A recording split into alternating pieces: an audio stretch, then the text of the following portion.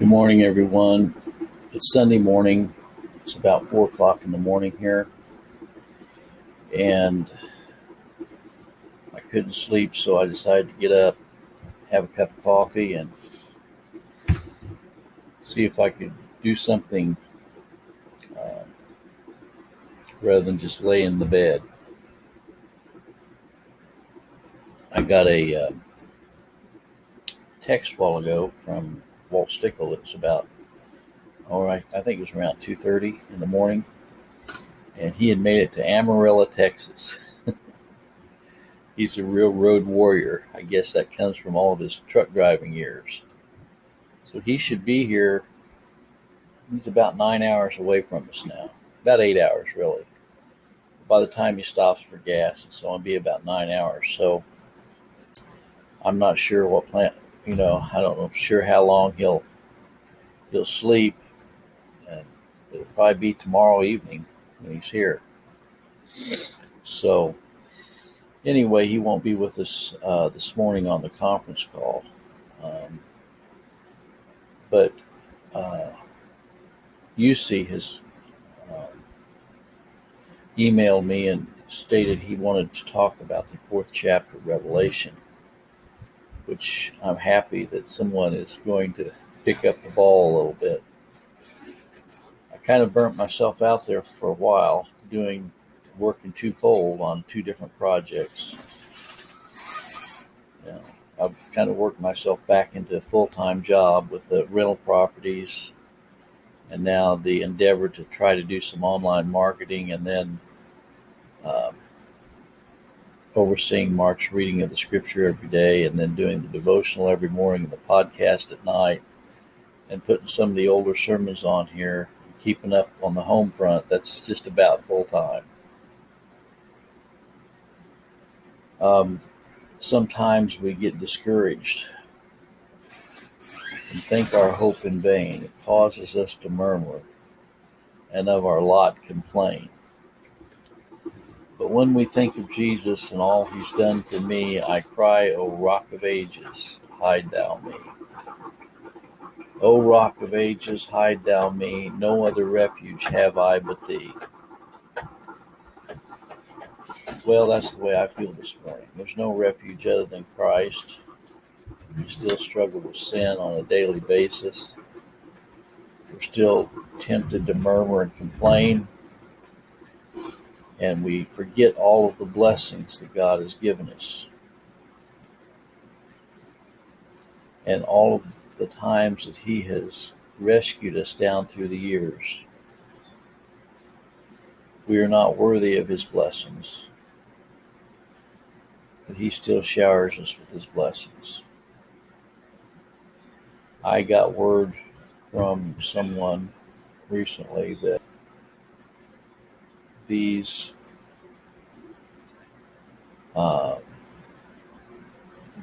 a lot of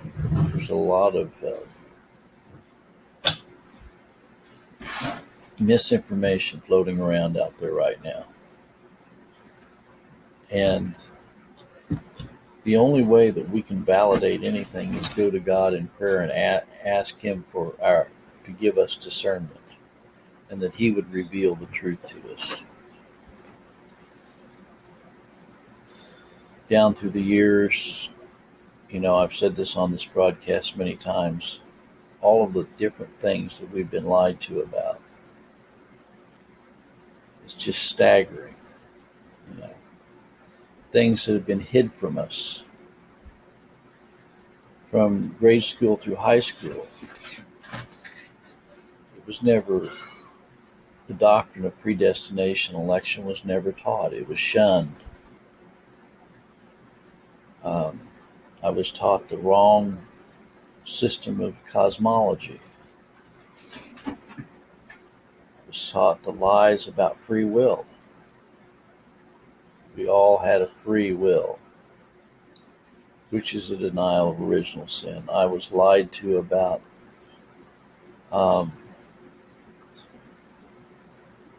political things down through the years. I was lied to about history. I was lied to about the origin of the United States. I was never taught as a child about the Roman Catholic Church and the atrocities that it committed against millions of people. I was never taught about John Wesley and how he attacked Augustus Toplady. I was never taught about Charles Finney and his ushering in of the seeker uh, chair and all of the free will associated with that.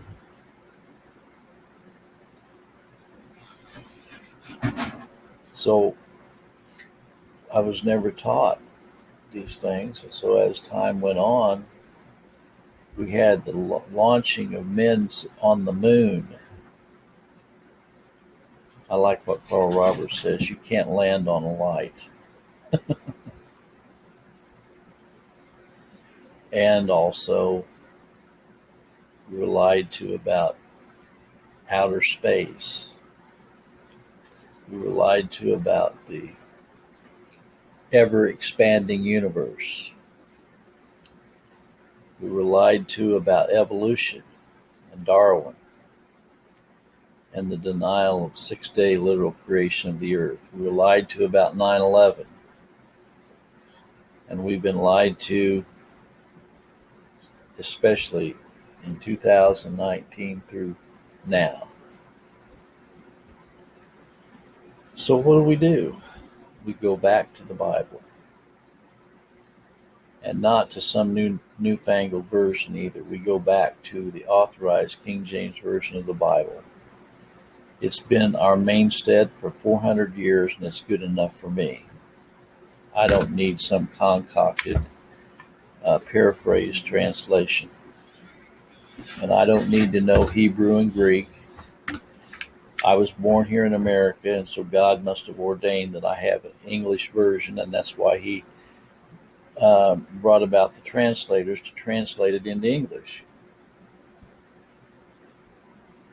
And yes, I receive the authorized King James Version of the Bible as infallible, inerrant, and inspired. I believe God has preserved it. And we have the foundation of Jesus Christ. He is our rock. He is our cornerstone. So this morning, do not be discouraged, even though we've been taught a lot of lies. Copernicus is a fraud. Darwin is a fraud. Sigmund Freud was a fraud. Carl Jung is a fraud. B.F. Skinner is a fraud. Carl Rogers is a fraud, the psychologist. So let's just return to the Bible and receive what Christ has taught us in His Word. And that should be our mainstay. God bless.